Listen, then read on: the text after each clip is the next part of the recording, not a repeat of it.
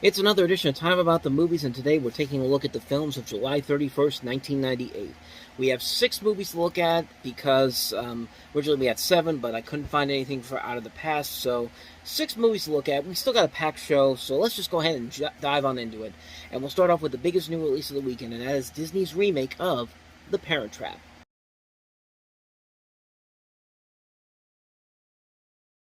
So this is, of course, a remake of the 1961 classic starring Haley Mills, and this is written by and directed by the same team that gave us the Father of the Bride remake and its sequel, Nancy Meyers and Charles Shire.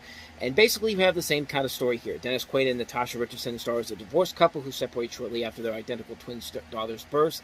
Lindsay Lohan in her feature film debut plays the twins, and they reunite at summer camp after being separated at birth, and they decide to switch around so that one can live with the father and the other can live with the mother until they realize that that it's not the same kid and they have to come back together.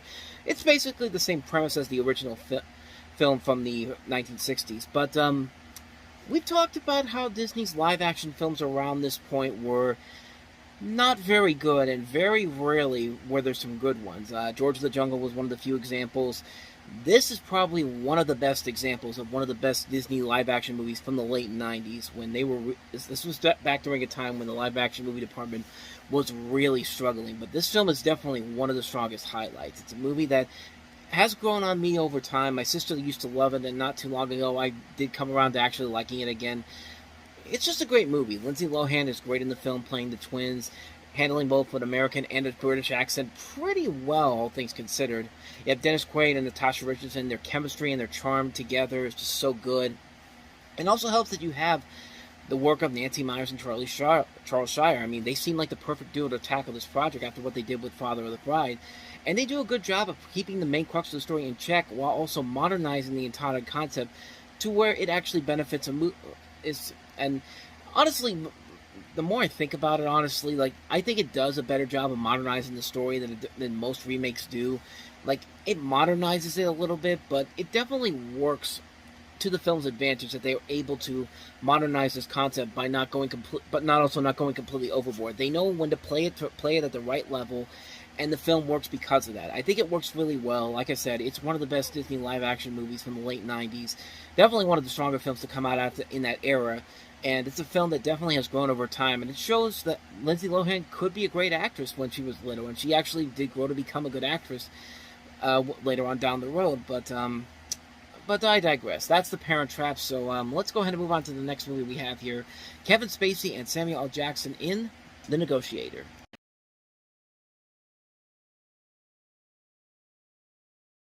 God, I wish this movie was a lot better than it actually was. I mean, come on, you got Samuel L. Jackson and Kevin Spacey as 2 expert hostage negotiators and Chicago police lieutenants. Samuel L. Jackson's character is accused of a crime he didn't commit, and he's a hostage negotiator, and they bring in this other hostage negotiator played by Spacey to kind of to be the one guy to try to calm him down and bring him into justice. And you find out that there's this whole conspiracy going on here, and when you figure out what it is, that's where the film really, really starts to lose me. It's a shame because there is definitely a lot of potential in what they have here. The director of this is F. Gary Gray, who you know from Friday, and he also did another movie before this, Set It Off, which is a really good film.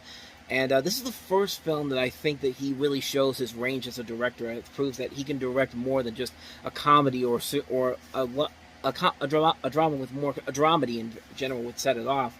But this is also co-written by James DeMonico, who's a name you may not be familiar with, but you have definitely seen his work before if you've seen the Purge franchise, because he's the main guy that created that series. And of course, the Purge franchise, for the most part, has been pretty good after getting off to a slow start.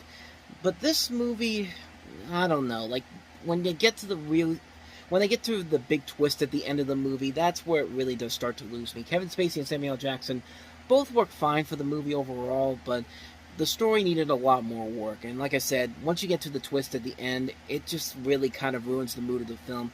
It's a shame because there's a lot of good things about the movie that I want to recommend about it, but other than that, though, it really does not have a whole lot there to really say you need to go see this movie.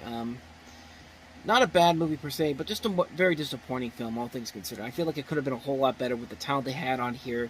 If the script had been a little bit more cleared up and written a lot better, I think we would have had something really special here. But not so much with the negotiators. So with that said, on to the next movie, and that is Ever After, A Cinderella Story.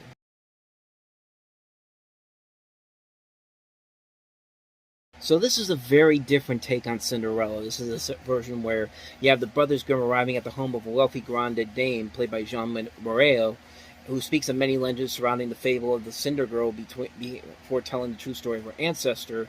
And in flashback, the story then focuses on 18-year-old Danielle, daughter of a wealthy widower, 16th century landowner, and after returning to France with his new wife Amelia, played by Angelica Houston, and her two daughters, she dies of a heart attack. And 10 years later, Danielle, now played by Drew Barrymore, is now treated as a servant by the trio, and she encounters a prince, played by Dougray Scott, who is fleeing an arranged marriage.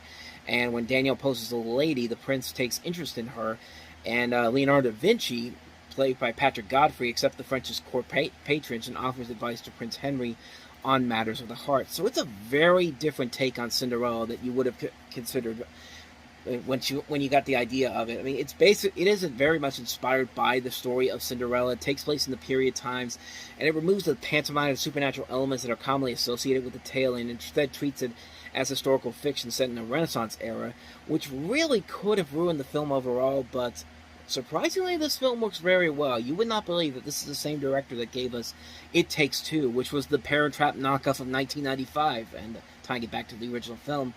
But, no, this is the same director, and he did a pretty good job with it. I mean, the cast overall is great. Drew Barrymore, Angelica Houston, Dougray Scott, Melanie Linsky's also in here. Just a phenomenal cast overall here. It's a really good idea. It would have been so easy to just do what they did with Romeo and Juliet a couple years prior to this, but no, they took it and did something completely new and different with it. And in a way, it actually works very well. It's stylishly beautiful to look at, visually pleasing, a story that really works very well. It's definitely a very different Cinderella story than you used to be seeing, but it works very well. It's one that I don't think a lot of people really talk about nowadays, but it's definitely worth a lot more attention nowadays, since we've gotten more Cinderella adaptations, and the one that we just had recently with Camila Cabello is downright terrible, that one. But we did get a good one with Disney, with the Kenneth Branagh one that came out about almost 10 years ago. God, that was almost 10 years ago. I mean, times have changed, man. But yeah, this is a film that deserves a lot more attention. I think it's a very well-made film.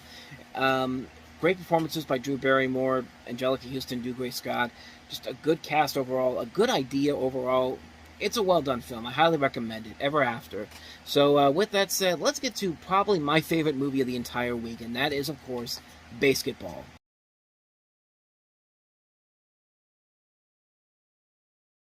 Yet another great comedy from 1998 that got thrashed when it came out, but has since gone on to have a cult following to it, and God bless it, man, because this movie is friggin' amazing. I mean, from the director of The Naked Gun, with the creators of South Park. How can you go wrong on that front?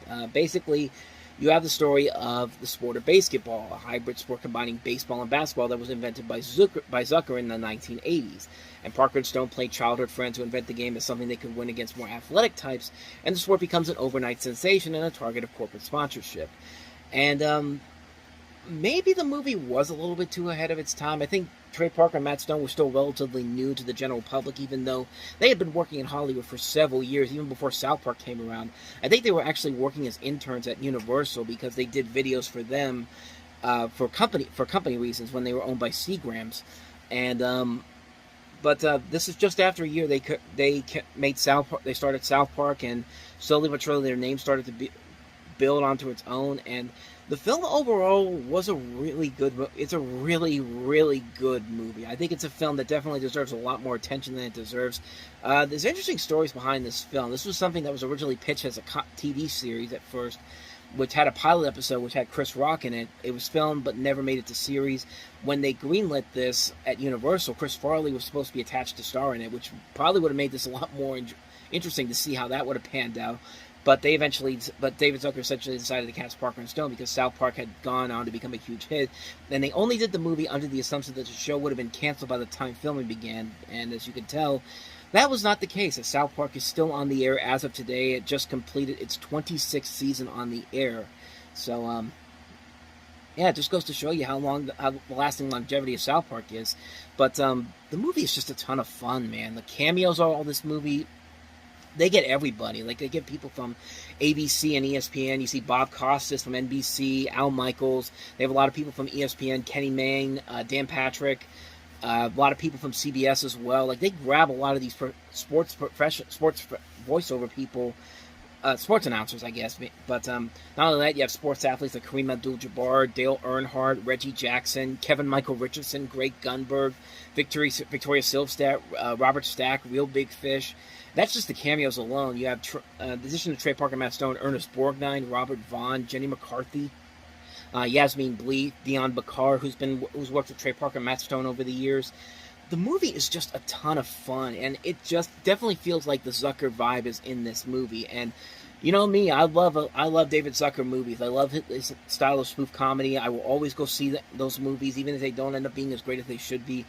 This movie definitely deserves a lot of attention. There are so many great laugh-out-loud moments in this movie, especially the part where they go to the hospital where Trey Parker's character basically promises a kid that he'd win the game for them, a dying sick kid, and they go into the hospital and he's trying to save the kid's life, and he just keeps doing all these crazy things throughout the entire scene, and just so much happens in that scene. It's really hard for me to describe it in this one little segment here, but if you see the movie, you definitely know what I'm talking about. This is a film that definitely deserves a lot more attention that it has gotten over the years.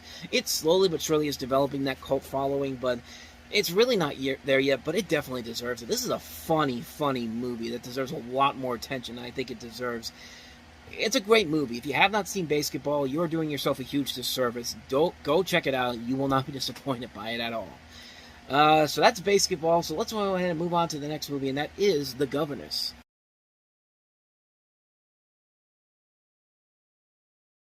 So The Governess is basically a story focusing on a young Jewish woman of Sephardic background.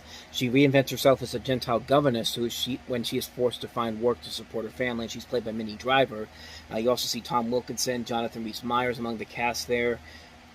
Other than that, I don't know too much about the movie. I've never seen it before. I know this director has done a lot of BBC stuff, Sandra Goldbacher, and not much more I can say about it because I haven't seen it.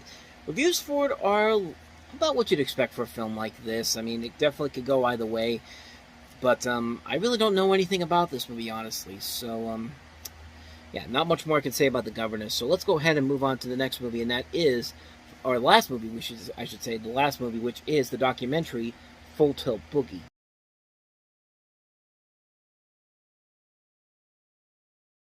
What a strange documentary to make a movie about. I mean, I know Hearts of Darkness was a great movie about the making of Apocalypse Now, but there was so much going on behind the scenes of that movie.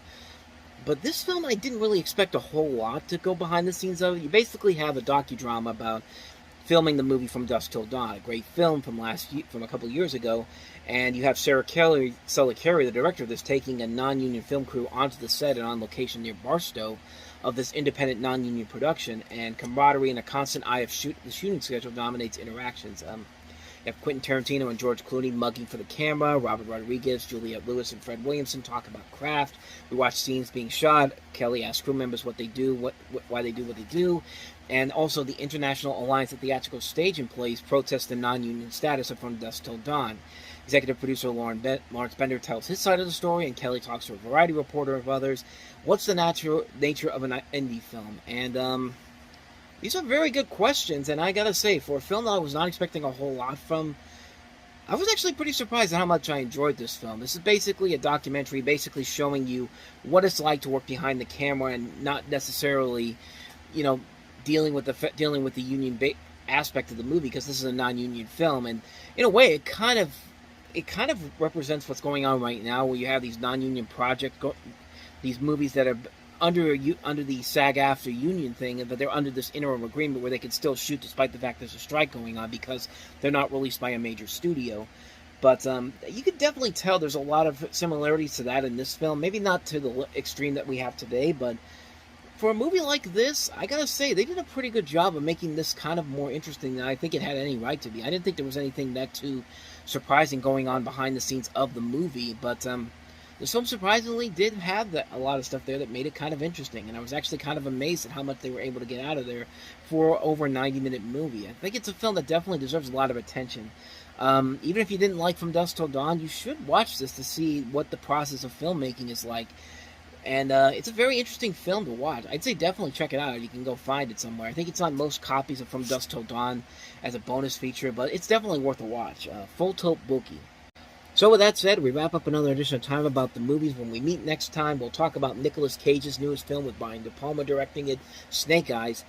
Michael Myers is back in Halloween H2O 20 years later. John Hamburg, the director of I Love You Man and the writer of the Meet the Parents series, directs the film Safe Men, and also First Love, Last Rites. So 4 films to look at next time around, and we will delve into those on the next episode. But until then, thank you very much for watching, and if you want to see more videos like this, please hit the playlist on the next page, check out the previous episode, and also don't forget to hit the like and subscribe button if you want to see more videos like this on this channel. So with that said, I am off. I will see you guys next time, and until then, as always, take care.